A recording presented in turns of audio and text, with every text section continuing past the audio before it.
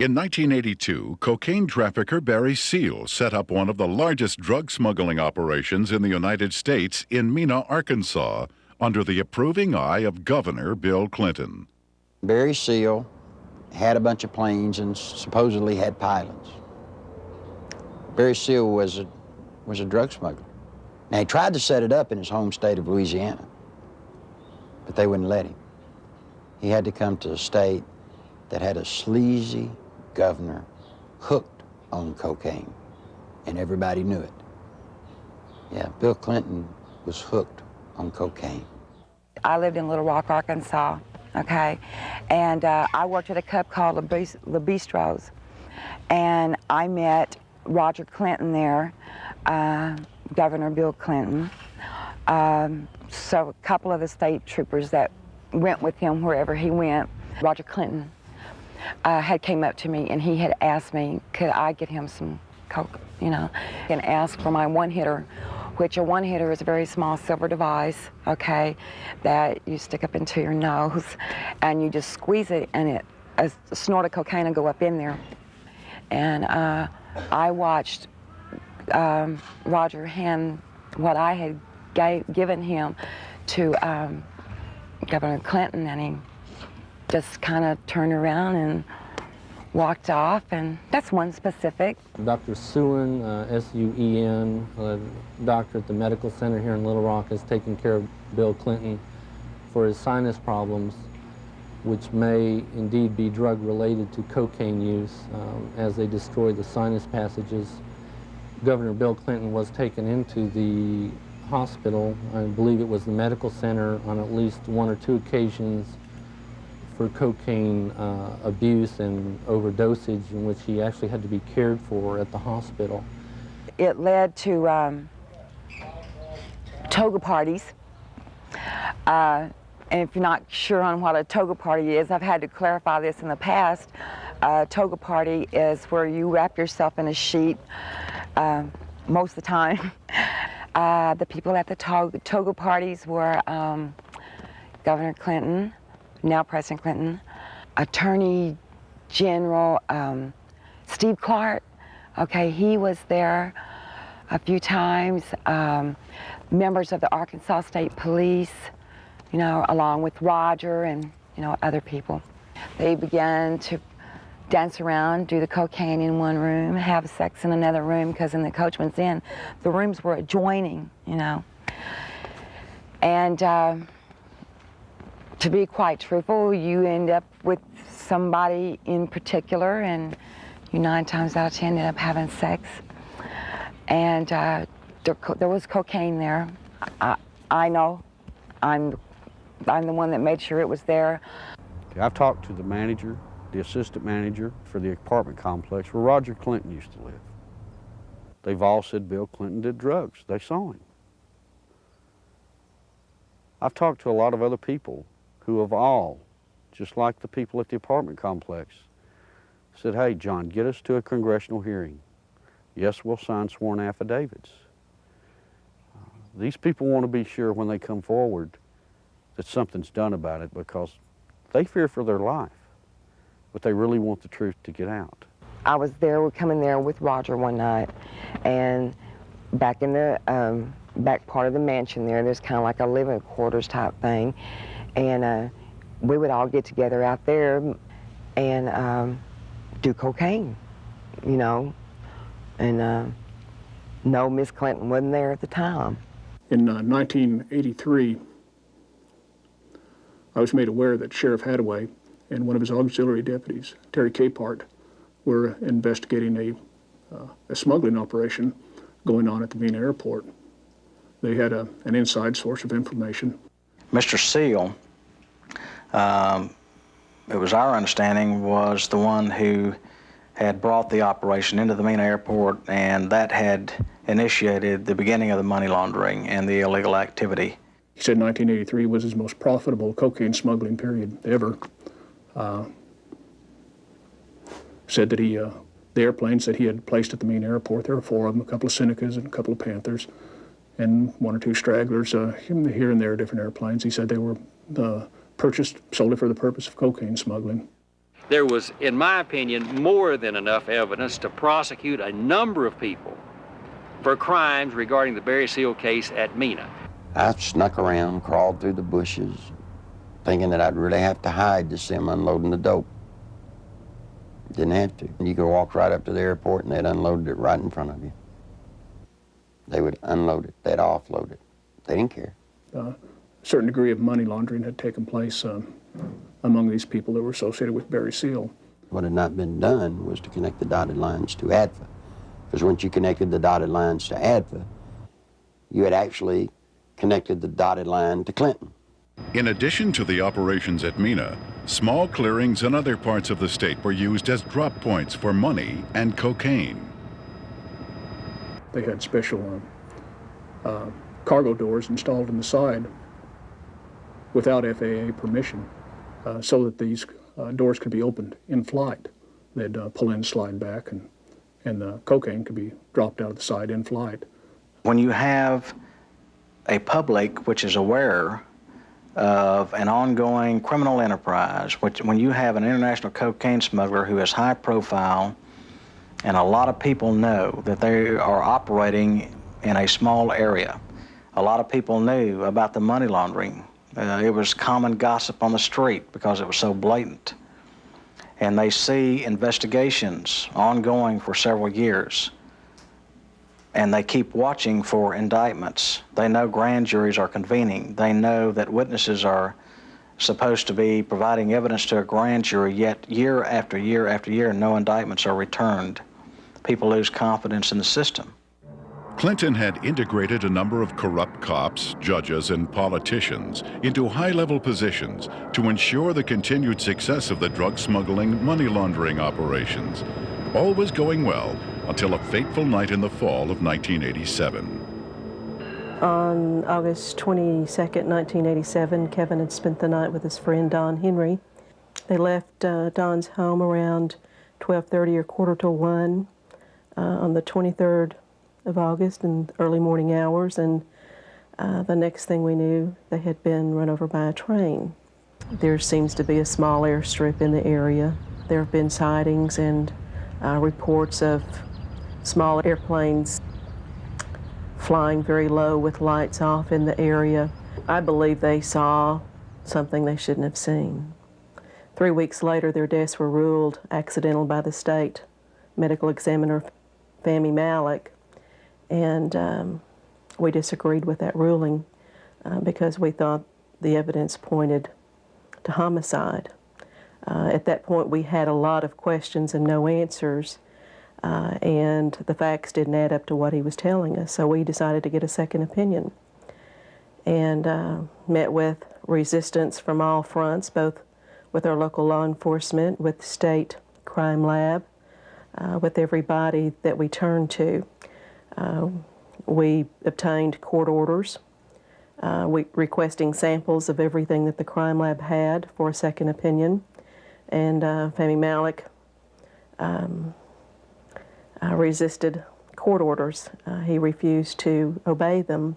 Ultimately, it was proven that Don Henry had been stabbed in the back and Kevin Ives' skull had been crushed prior to the placement of their bodies on the railroad tracks. However, Malek stood by his ruling that the boys had simply fallen asleep on the tracks.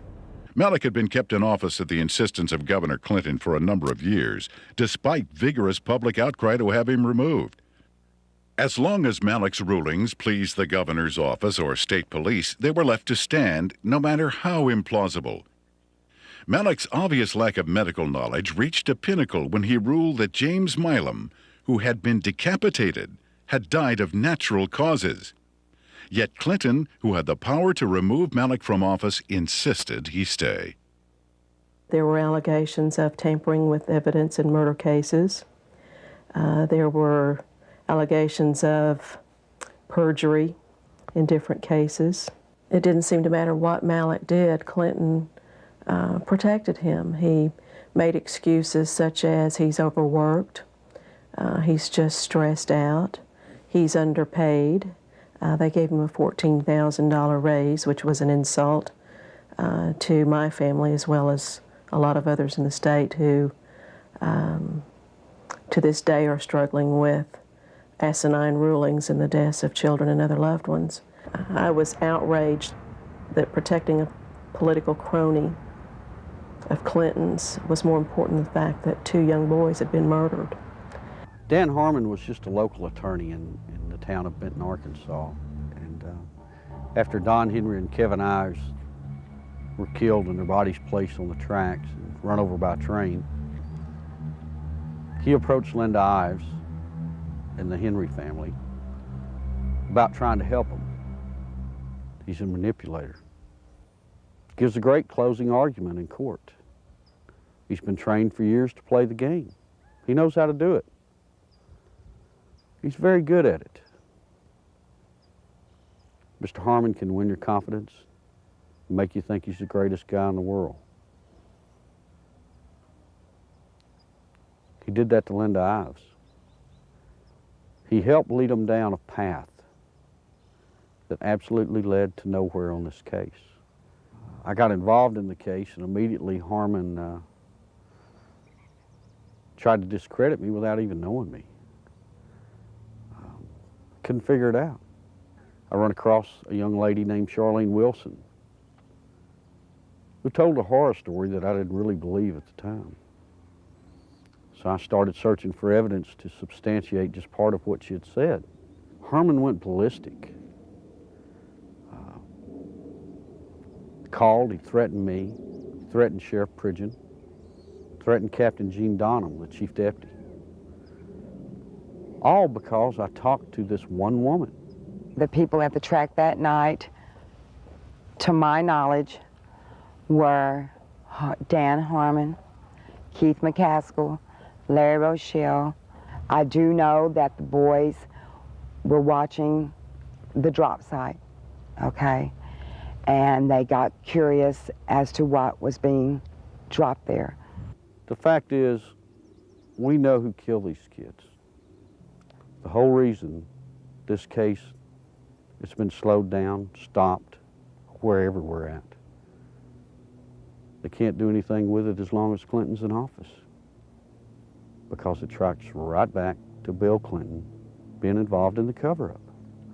He took care of everybody that ever covered anything up in this case. Everybody got promoted.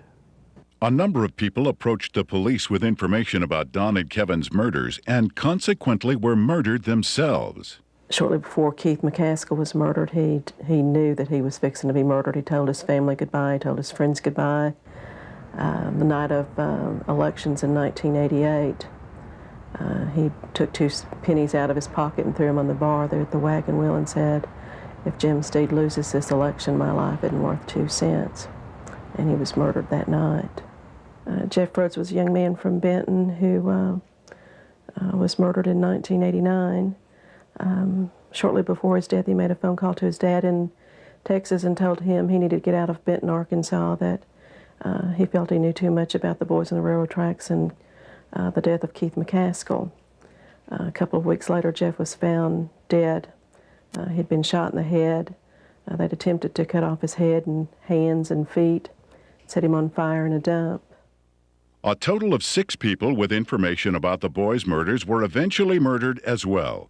Well, Jean Duffy was the head of the 7th Judicial District Drug Task Force. She was leading a team of narcotics investigators into a drug trail in Saline County that led her right straight to Dan Harmon. This information she shared with the 1990 federal OCDETF team that was investigating and targeting corruption and drugs in Saline County in central Arkansas. From her involvement in that, she was literally threatened, forced to leave the state of Arkansas and go into hiding. I had no idea just how dangerous certain elected officials thought me to be until a brutal media campaign was launched against me. For months, there were daily allegations of everything from misspending funds to ordering illegal arrests. Every attempt was made to keep me from running the drug task force. We were even shut down completely for several weeks during a bogus state police investigation. In spite of crippling disruptions, the task force was making significant discoveries about drug trafficking in central Arkansas, some of which led to the very people who were conducting the massive media crusade against me. We discovered that drug trafficking in Arkansas was linked to government officials in frightening proportions. A great number of people came to me with testimony about astonishing criminal activity of very high-level public officials. Many were willing to testify before the federal grand jury. Robert Govar and Chuck Banks were the U.S. attorneys for the District of Arkansas at that time. I was subpoenaed to testify on behalf of the drug trafficking and the cartel, more or less is what it was, that had to do with Dan Harmon and what I call company, because there are there's a whole bunch of them that are involved.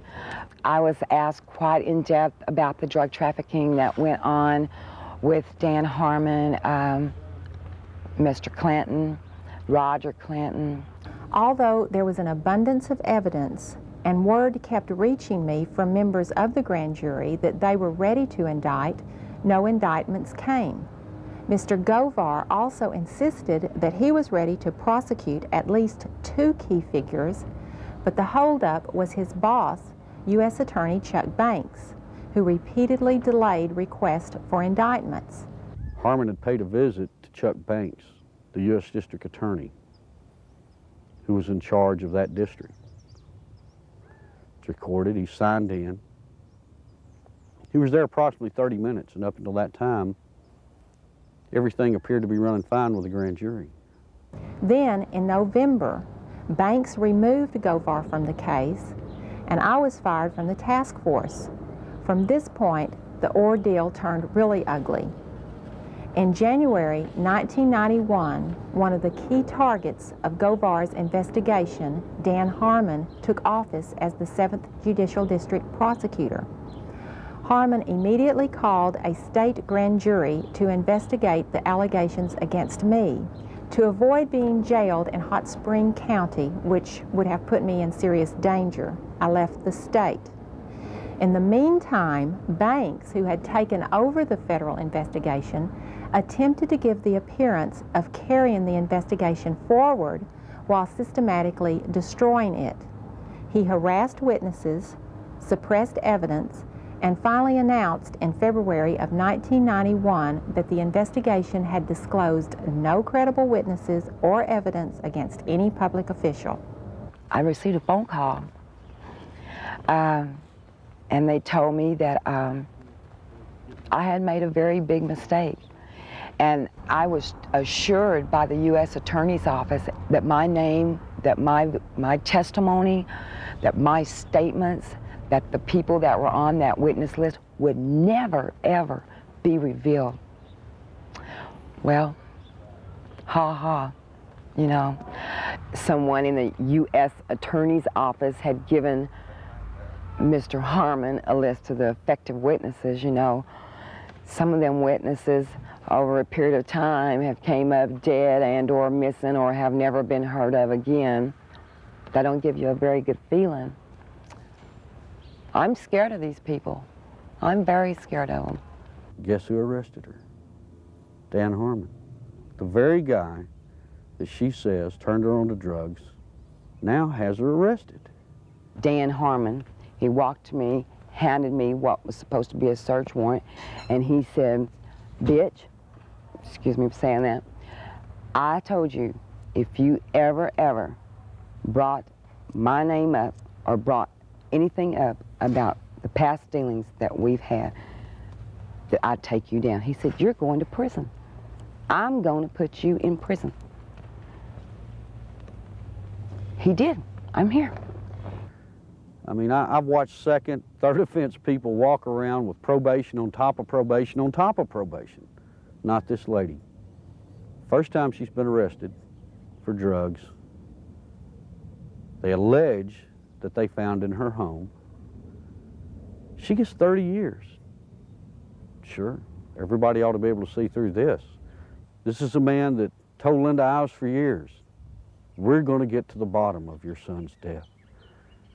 But yet when I start making progress, it looks like the people I talk to starts getting time in the penitentiary. Linda says it's business as usual in Saline County, justice as usual in Arkansas.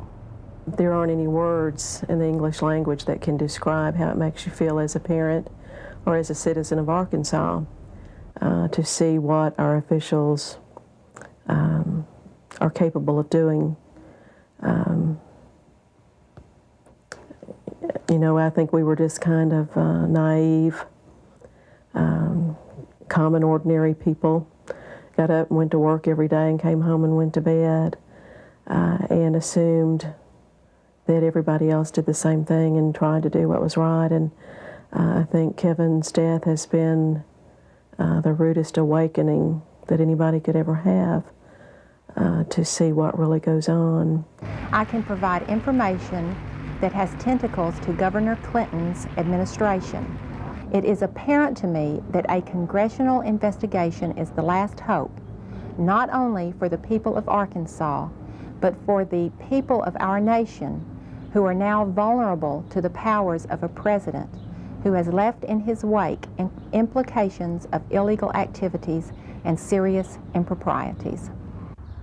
Meanwhile, Welch and Duncan's investigation into the operation at Mina was about to derail. We'd been so busy investigating, just concentrating, focusing, that it took a while to register that nothing was going to happen. We could not understand what was happening. Neither Mr. Welch nor I were ever subpoenaed to testify before the grand jury and present massive amounts of evidence of wrongdoing by associates of Barry Seal.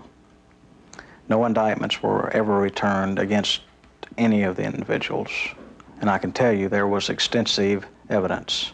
There definitely was some suppression of evidence and definitely a cover-up of an investigation, and somebody should be held accountable as to why that happened.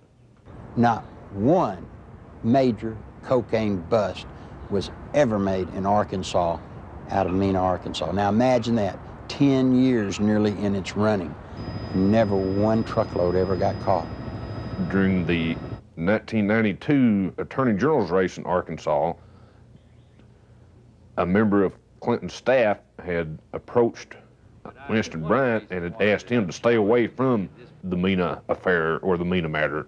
I've done quite a bit of investigation into the Mina Barry Seal case myself, and quite frankly, it is a federal problem. After Winston took office, Bill told me that he was no longer allowed to discuss the Mina Airport investigation from the Attorney General's office.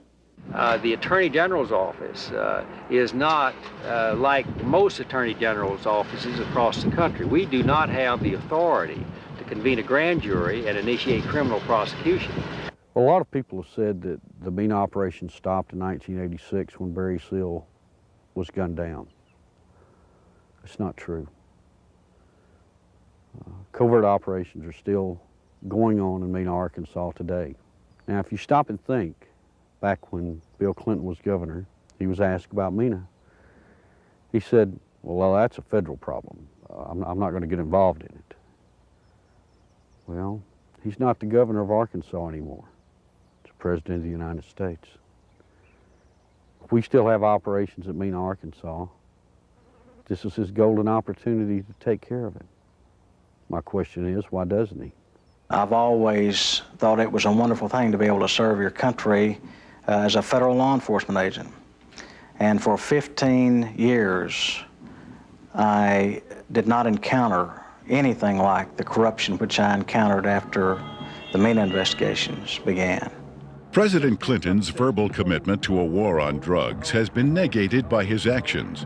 During his first weeks in office, Clinton revoked random drug testing for White House staff members. He eliminated 121 positions at the Office of National Drug Control. And he appointed Jocelyn Elders as U.S. Surgeon General, despite her well-known desire to legalize drugs. One of Hillary's investments, under the direction of Tyson Foods counselor James Blair, netted almost $100,000 on an initial $1,000 investment, a nearly impossible feat using legal methods.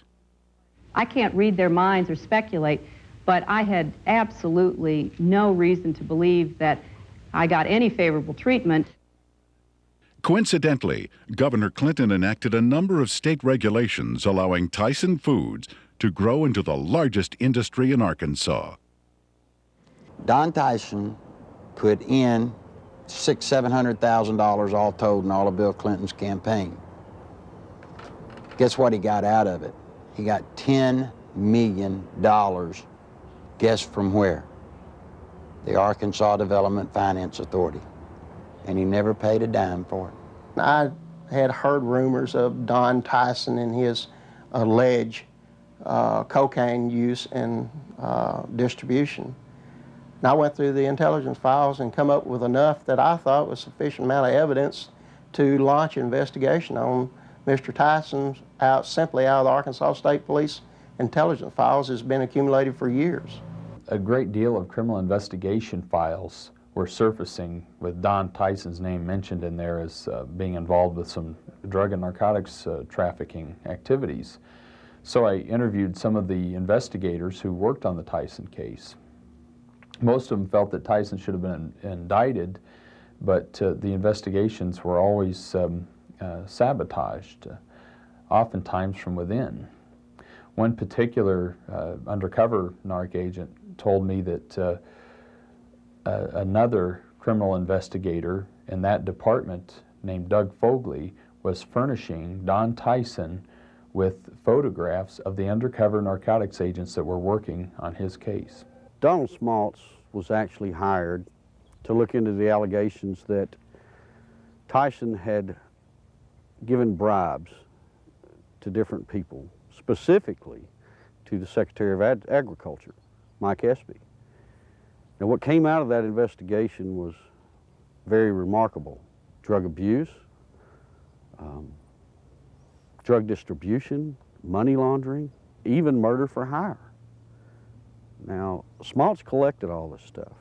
He compiled it, he put it in proper order. Then he approached Janet Reno and said, look, you know, I need to broaden my investigation. I'm finding more here than just simple payoffs. What do you think happened? Well, by now, most of you already know. He was turned down. Just exactly what we expected to happen happened.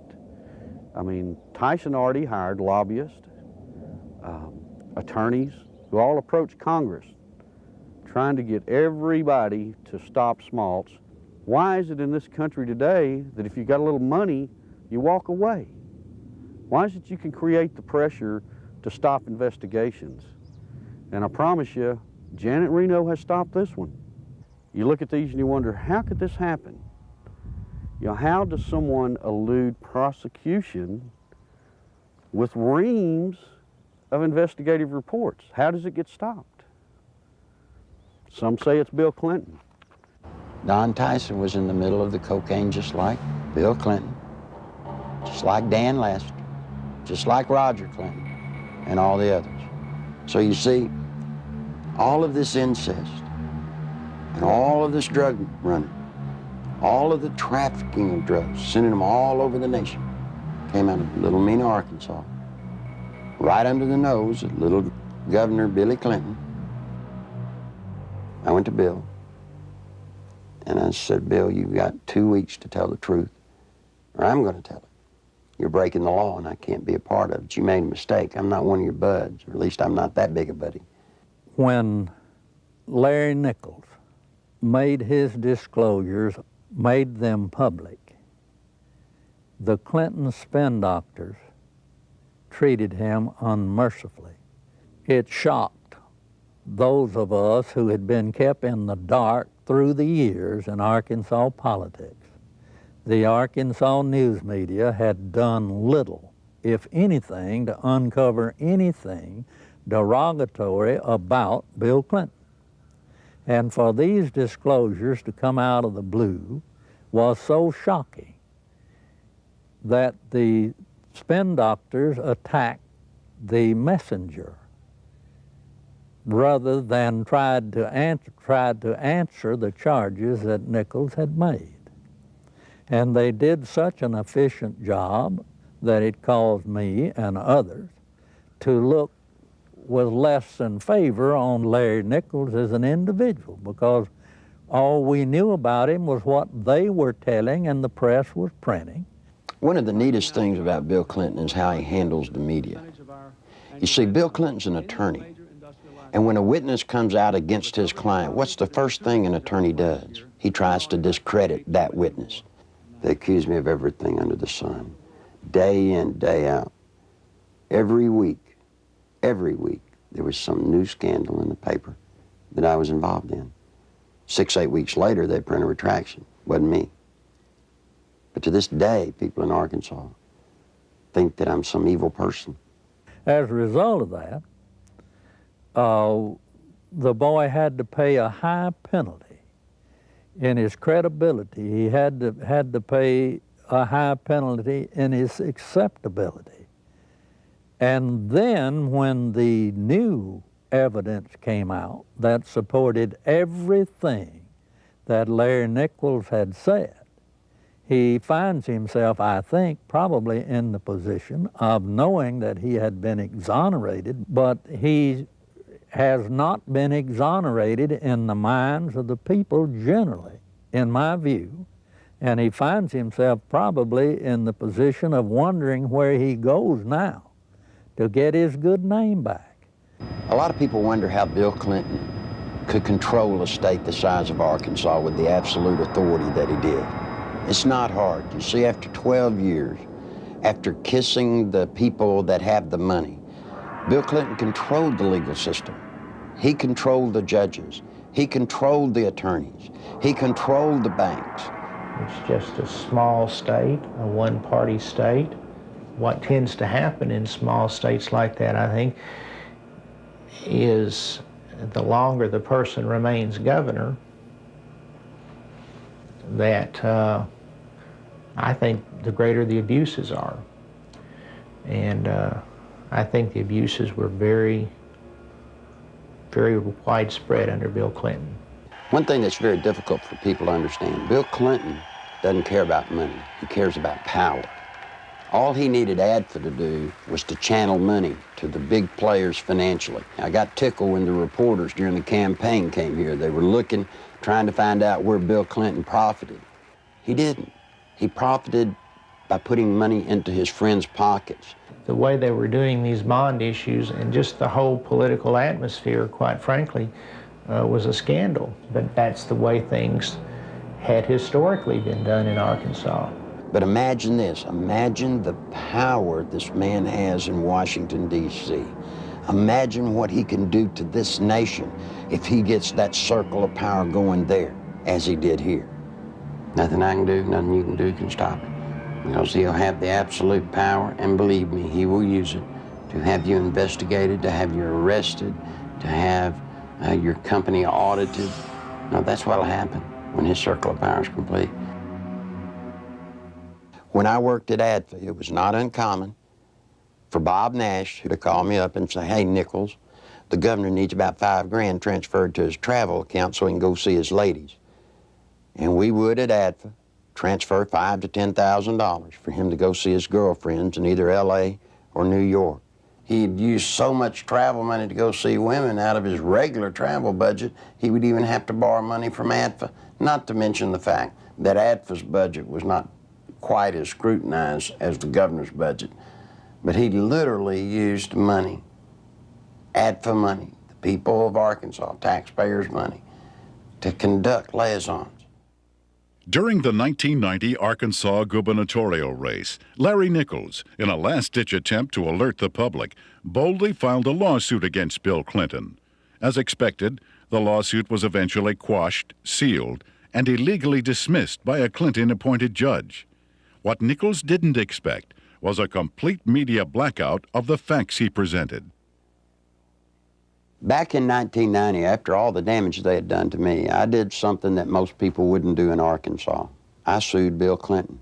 Now, it's very important to note that in that lawsuit, I brought out the names of 5 women. On October the 19th, the only press conference I've ever held in my life was on the Capitol steps of Arkansas. Every news organization in Arkansas, newspaper, TV, radio, were there on the steps. I read the names of the 5 women. I read and talked about ADFA.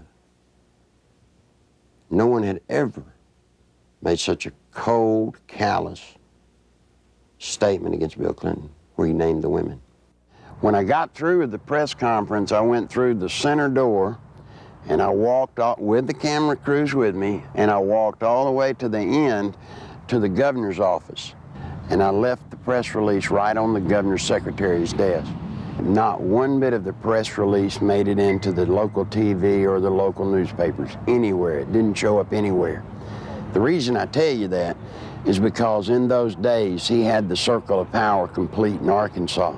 Eventually, every allegation stemming from Nichols' 1990 lawsuit and press conference would prove valid regarding Clinton's taxpayer-financed sexual liaisons, his drug usage, and his criminal activities relating to ADFA and Whitewater. Gradually, the women who had carried on adulterous affairs with Clinton began to emerge. The first was Jennifer Flowers, who, like all those close to Clinton, was faced with a decision. Either keep quiet and receive a government job, or go public and face character assassination in the press. Betsy Wright, Clinton's former chief of staff, admitted she had been hired to conduct media smear campaigns against anyone planning to tell the truth about the governor's sexual habits. She was prepared to go after at least 26 women who had the potential of destroying Clinton's chance at the presidency. During the 1992 presidential campaign, I was getting bludgeoned by the media because Jennifer Flowers had come out of my lawsuit. A man called me on the phone on a Monday. His name was Gary Johnson. He was an attorney. He told me that he felt bad because I was being bludgeoned, and he wanted to talk to me about handling my case. Well, I was craving an attorney, any attorney, to help me. You know, I saw Larry out there doing battle, so to speak, on his own, and I felt like he needed some help. I met him on a Tuesday. He was a special attorney. I didn't even know it. You see, he lived next door to Jennifer Flowers. For security purposes, Gary Johnson had installed a video camera near the front door of his Quapaw Tower condominium. Looking at someone in front of my door, it got a perfect shot of them in front of Jennifer Flowers' condominium. And it wasn't my intention ever to take pictures of Bill Clinton going in to see Jennifer Flowers. I could care less who Bill Clinton goes to see. But it just so happened she lived next door to me, and I mounted the camera there. Guess what he caught on tape? Bill Clinton walking into Jennifer Flowers' apartment on numerous occasions with a key. I actually saw him go into her condominium. It wasn't that I was standing there looking out my peephole watching Jennifer Flowers' condominium. It had nothing to do with Bill Clinton. It's just that I got the camera. I had the camera before Jennifer Flowers moved in. And when she moved in, she just happened to have some very interesting house guests. Go back to 60 Minutes when Bill and Hillary were loving kisses. They stood up and lied, and Bill said that he had never been to her apartment, that he had only called her once from the kitchen and from his office. That's an absolute lie, and these tapes proved it. The 60 Minutes interview had been designed specifically to save Clinton's campaign, not necessarily to get to the truth. And they came to us because they were in big trouble in New Hampshire. They were about to lose right there, and they needed some first aid. They needed some bandaging. What they needed was a paramedic. So they came to us, and we did it, and that's what they wanted to do. When I told Tim Russert that I was persona non grata at the White House, he said, "Why?" I said, "The Jennifer Flowers interview." He said, "You got him the nomination." I said, "I know that." As far as I know from the conversations I've had, Bernie Nussbaum knew that, Gergen knows that, Lloyd Cutler certainly knows it because Lloyd had a hand in his coming on there that night. You know, it was strong medicine, the way I edited it. He was a very sick candidate. He needed very strong medicine. And I'm not in the business of doctoring candidates, but he got up out of a sickbed that night and walked to the nomination. And as I said to Mandy, you know, if I'd edited it your way, you know where you'd be today? You'd still be up in New Hampshire looking for the nomination. He became the candidate that night. When the Jim Flowers story broke, that story was 100 times more creditable than the story that literally knocked Gary Hart out of the campaign. I had been Jennifer Flowers' neighbor. I knew that Bill Clinton wasn't telling the truth about that. Bill Clinton, I think, would do just about anything to save his political hide. He got threatening phone calls. He asked me, he said, "Will they hurt me?" I said, "Well, they hadn't hurt me." I don't know why I didn't worry more about that. Basically what they said was, you mind your own business. And all it did was made me mad. I never thought in a million years that anybody would follow up on it. We filed the request for the subpoenas on Thursday. Saturday morning, we found Gary Johnson beaten and left for dead. And without getting into gory details, both elbows were dislocated, his collarbones were broken, his spleen and his bladder were ruptured with holes the size of $50 in them. His nose, his sinus cavities were all crushed. He had been beaten by Clinton's people. Were they very large? Yes. Yes, they were. Did they say, "Where's the tape"? Yes, they asked me for the tape. And what's sick is the man gave them the tapes, and then they went and broke his elbows, punctured his spleen, punctured his bladder. They looked like state troopers, I'll say that. Clinton can be a very dangerous individual in the state of Arkansas. In my lawsuit in 1990, I named the lady Sally Perdue as having an affair with Bill Clinton. Sally had an apartment in Little Rock, and the Clinton security guards would drop him off at her apartment and go park in the woods. When Clinton got through doing his business, he was flicked their porch light and they'd know to come and get him. She started coming out, started talking. Well, believe it or not, before she could talk, Clinton's people got to her and offered her a federal job or break her legs, whichever one was the best. Sally Perdue, former Miss Arkansas and radio talk show host, carried on a sexual relationship with Governor Clinton between August and December 1983. State troopers in government vehicles were used at taxpayer expense to shuttle Clinton back and forth to Sally's home. Perdue, who today supervises a home for people with Down syndrome, was offered a $60,000 a year federal job to keep quiet. She refused. And you see, that's illegal. You can't offer a federal job to get someone to hush. Following her attempt to go public, Miss Perdue lost her job and started receiving threatening phone calls and letters. Live ammunition was found on the seat of her car, and the rear window of her vehicle was shot out. Even though a number of witnesses have corroborated her story, the American press has refused to print it. During the 1992 presidential campaign, interviews with ABC and NBC, as well as an appearance on the Sally Jesse Raphael show, were taped, but were never aired. She had actually been on the Sally Jesse Raphael show right after the New York primary. Did you know the TV stations around the country blacked out that program and wouldn't show it?